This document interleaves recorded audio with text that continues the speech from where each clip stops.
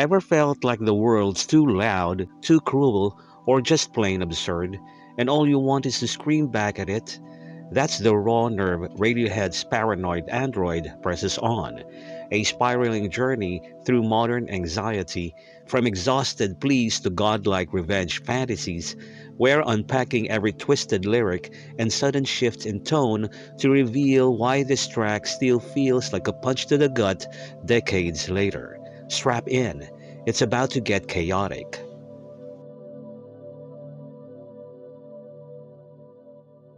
In Paranoid Android, Radiohead's lyrics often feel like a chaotic, surreal reflection of modern anxiety, and the first verse sets that tone perfectly.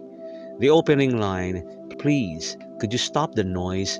immediately puts us in the mind of someone overwhelmed, maybe by society, technology, or their own thoughts. It's a desperate, almost polite plea for quiet in a world that feels too loud. The noise could be literal distractions, but it also feels like a metaphor for the constant mental clutter of modern life. News, opinions, expectations, all buzzing in the background. When Thom Yorke sings, "I'm trying to get some rest," it's not just about physical sleep, it's about mental peace, a break from the relentless pressure of existing in a world that never stops demanding attention. The idea of rest here feels deeper, like the desire to escape from reality, even briefly. Then comes the weirdly vivid line, "From all the unborn chicken voices in my head." This is where things get surreal. Unborn chicken voices is such a bizarre, unsettling image.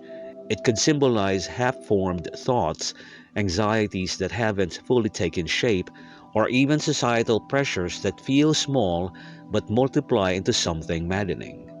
The unborn part suggests things that haven't happened yet, maybe fears about the future, regrets, or possibilities that haunt the narrator. Chicken voices could imply something weak, nagging, or ridiculous, like the petty, clucking criticisms we internalize. Together, these lines paint a picture of someone drowning in mental chaos where even the smallest, silliest thoughts become unbearable. It's not just about external noise, but the internal kind. The kind that follows you even when the world goes quiet. The verse captures that feeling of being trapped in your own head where everything feels distorted and too much to handle.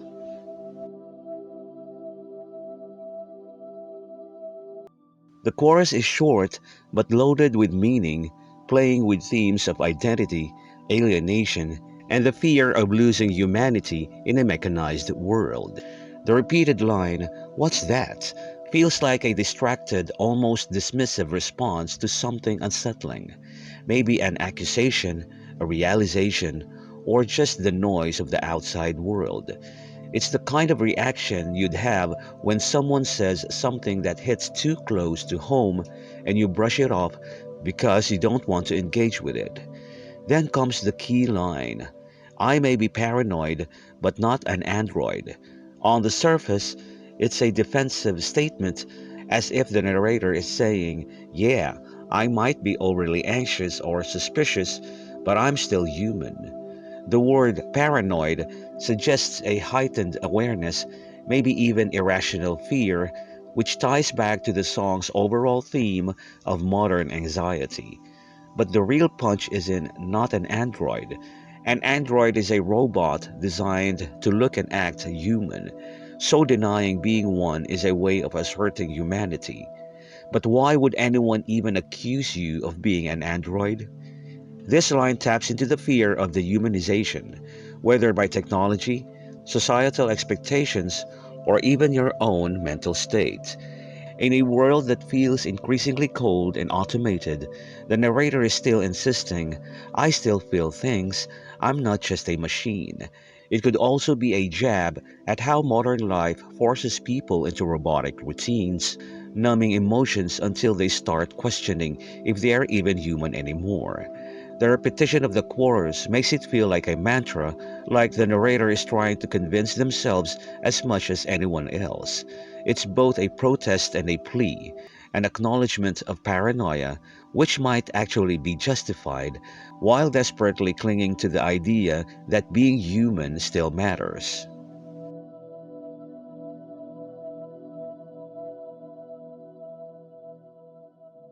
This verse is one of the most biting and cynical moments in Paranoid Android, where the narrator flips from feeling overwhelmed to suddenly wielding power, but in a way that feels more like a revenge fantasy than a real triumph.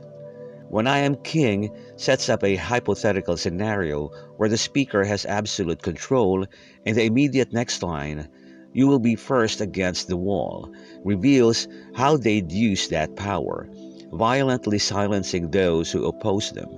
The imagery is stark, almost execution style, suggesting a brutal dismissal of anyone who dares to challenge them. The key target here isn't just people, but specifically their opinion, which is of no consequence at all. This is where the verse gets really scathing. It's not just about shutting someone up, it's about declaring their thoughts completely worthless. In a world where everyone has a take, where hot takes and uninformed opinions flood social media and daily conversation, this line feels like an exasperated scream into the void. The narrator is so fed up with meaningless noise that their revenge fantasy isn't just about winning. It's about erasing the sources of annoyance entirely. What makes this verse so interesting is how it flips the power dynamic.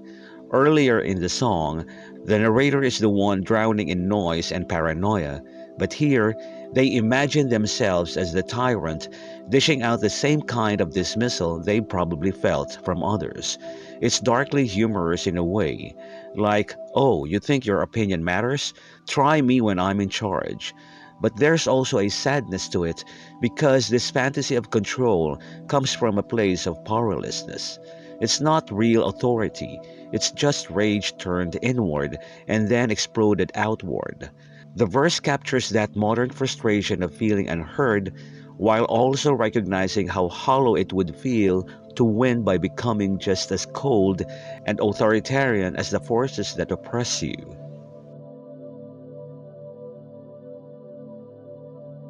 This bridge is where paranoid android cranks up the surreal, almost fairy tale like viciousness, blending themes of vanity, power, and forgotten identity.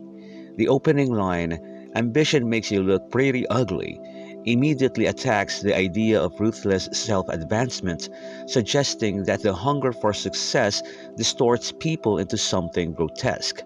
It's not just about moral decay, it's about how ambition warps a person's very presence, turning them into a caricature of themselves. Then comes kicking, squealing, Gucci little piggy, which feels like a direct jab at greed and materialism.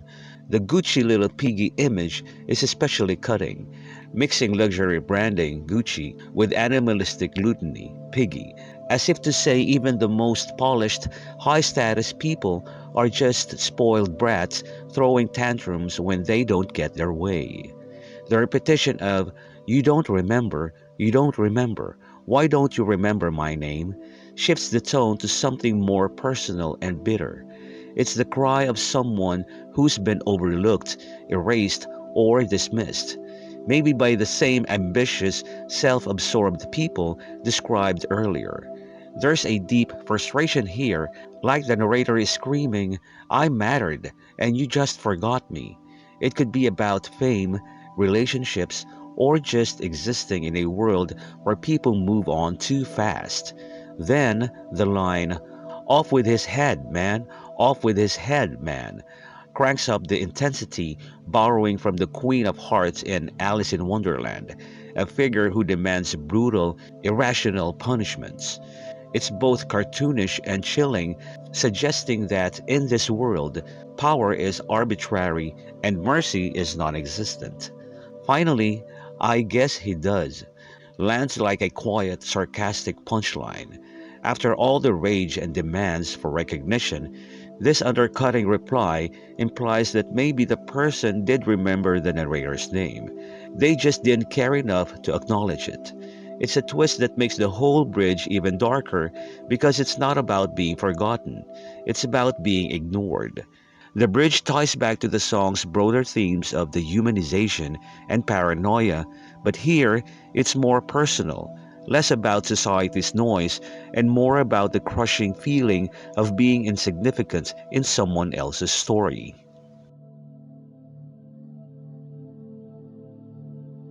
This second bridge is where Paranoid Android reaches its most apocalyptic and chaotic moment, blending biblical scale destruction with modern societal decay.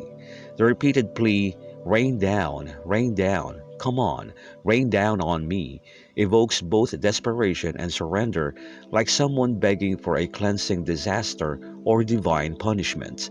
The addition of "from a great height" makes it feel even more catastrophic, as if the narrator wants the sky itself to crack open and obliterate everything. It's not just rain, it's a flood, a reckoning, something massive enough to wipe the slate clean. Then the lyrics shift into fragmented, nightmarish imagery. The crackle of pig skin, the dust and the screaming, the yuppies networking. These lines feel like flashes of a collapsing world. Some literal, dust and screaming suggests violence or disaster. Some satirical, yuppies networking paints a darkly comic picture of elites still schmoozing as chaos erupts.